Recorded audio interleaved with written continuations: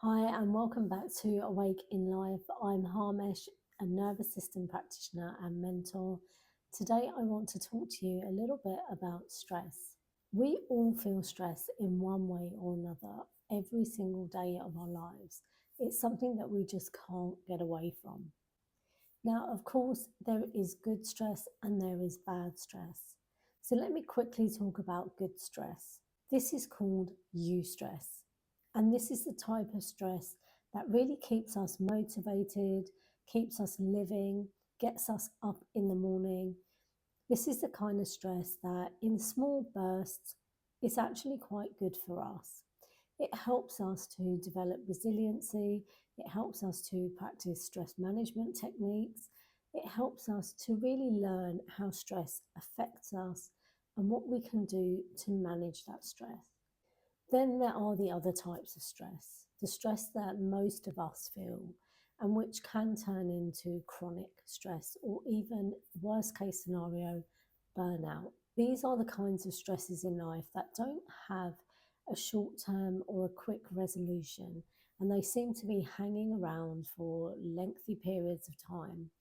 The problem with these types of stresses is that because there is no short term solution, we end up often trying to manage the stress rather than fixing the thing that is causing the stress in itself. So, why am I talking about this? Well, when I first went back to the corporate world in January this year, I started to really see how my colleagues, my friends, and people that I just generally was in contact with day to day, how they were experiencing stress and how they were managing it. And this wasn't just to do with stress at work, because a lot of the time, the stresses that we bring into work are the stresses that we're feeling outside of work. We can't just leave them at the door. And it's the same when you're feeling stress with work. You can't just leave it at the door when you go home. So, what I have been seeing is that, like I said, people have been managing their stress rather than actually looking at the things that are causing the stress and trying to resolve them. And one of the reasons for that is because when these stresses are felt, they don't have immediate or short term fixes. They are things that will take a lot longer to resolve. I'm going to take myself as an example. If you've watched any of my other videos or you read any of my Substacks, you will know that for the past 18 months or so, I have been experiencing stress with my property. Not this property that I'm in at the moment, but my actual home. Back in September 2023, there was a leak from the neighbour living in the flat above me. And unfortunately, that leak was not found very quickly, and the damage soon turned into what the insurance company described as a major loss. It meant that I was living in a property where water was coming through the ceiling of my living and dining area on a daily basis. I was living there for around 6 to 7 months before the insurance company chose to actually take me out of the property and put me into temporary accommodation. During that time, I have been emailing people, phoning the insurance people, having people come round to the property, all trying to resolve the situation. But because of one thing and another, the situation was not going to be resolved as quickly as we would have liked. And as of today, I'm still waiting for my flat to be restored to what it was before the leak even happened so that I can move back in.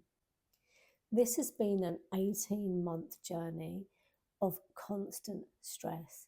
That stress has not gone away. It doesn't matter that I still have to carry on with my life, that actually I had other stresses coming along on the journey. That particular thing in my life has been there since September 2023. And depending on what I'm doing during the day, how my day is going, whether I've had enough sleep, whether I've been eating properly, all of these things really have determined how I have managed the stress because of that property and because of the damage that had happened on a day to day basis. Some days it has been easy. Some days it has been extremely challenging. You can see that if you have an issue or a challenge that is really a long term stress in your life or causing stress over a longer period of time, you're not going to be able to just manage it away. And sometimes we can't resolve those stresses ourselves. We need the help of other people. It's very easy for us to say to people who do feel stressed out about certain situations or challenges that they just shouldn't worry. But that isn't always feasible, because that thing, whether we like it or not, will be in our mind or in the back of our mind or in the forefront of our mind, depending on what's going on and what stage that challenge is in. That long term type of stress is not good for us. So, why is it important to understand how to actually look at that stress or manage that stress or actually resolve the stress? What many of us tend to do, because we are influenced by wellness gurus, by doctors, by friends, family, is that whenever we do feel stressed, we're advised to do certain things like meditation, do more exercise, get more sleep, eat properly, do these things that will help to alleviate stress. And they're very good at doing that, don't get me wrong. So don't ever stop doing those things. But they are only really short term fixes for the way that we feel, i.e., stress. We're not really looking at the deeper level and trying to understand what is it that is actually causing us to feel stressed. If I go back to the example of my property being damaged, where my stress was coming from was lack of communication from the people who were involved in the situation, and also the real fear that I would lose the home that I lived in. So it almost made me go into this survival mode of trying to make sure that I didn't lose this property. I also tried to communicate with other people in a way that would mean that the communication coming back towards me was respectful and it was helpful and beneficial for all of us. I understood where my stresses were coming from. I couldn't obviously control the situation itself, but I could control the stress that was being caused because I understood what was making me feel stressed. To be able to do that, we have to learn to be uncomfortable or get comfortable with being uncomfortable. I knew that I felt stressed, but rather than starting to numb myself in the ways that I did in the past, by drinking or turning to junk food or just really wanting to bury my head in the sand about things, instead of detaching myself from what I was feeling, I knew that if I was able to really get under what was causing me the discomfort, it would help me navigate that challenge in a much better way for myself and also reduce my stress levels.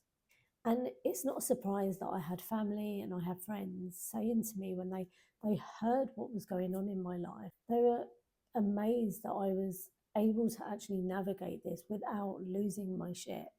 Because that's the thing with stress. We are trying not to lose our shit. But by doing that, we are also suffocating and stuffing down the emotions that we are really feeling, which are all being stored within us. And that is what causes the symptoms of stress itself. If we learn how to get underneath those symptoms, what is causing those symptoms, what is making us feel stressed, and we start to address those feelings, it will help us in the longer term to be able to manage stress rather than disassociate from it in the way that we do when we do activities like yoga or going for a run or maybe going for a chat with a friend. And again, I'm not saying that those things are bad. You should still keep doing them 100%. They are good for you. But I would also encourage you that if you are feeling stress, and if it is stress that has been going on for a significant amount of time, is really try and make the space to get underneath what is causing the stress for you. What are the feelings behind that stress? Why are you feeling the way that you do? A lot of stress that we feel is based on our nervous system responses in life. Those responses that we have created and experienced and developed since our younger years. Those are the things that we are using sometimes when we feel stressed. Stress is stored emotion in our body, and if we don't deal with that stored emotion or we don't process it or understand where it is coming from, that stress is going to constantly be there. As I said at the top of this video, we all feel stress every single day in some way or another, whether it's on our commute to work, whether it's our work itself, whether it's getting the kids ready for school. There's all different kinds of stress that we feel on a daily basis. What we need to be able to do is learn how to not only become more resilient, but understand where our stresses come from so that we can start navigating stress in a much more beneficial way for ourselves. None of us want to feel stressed, but we can't get away from the fact that every single day we are going to feel stress in some way, shape, or form. What I can give you is the encouragement and also let you know that we can manage our stress in a way that doesn't have us constantly in a survival mode and constantly on the road to burnout. There are better ways to manage stress, and they do take a little bit of time and commitment. If you would like to know more about how to manage your stress in a much more holistic and strategic way, then please feel free to reach out to me. Thank you for watching. I hope you found this video useful. I will see you in my next video.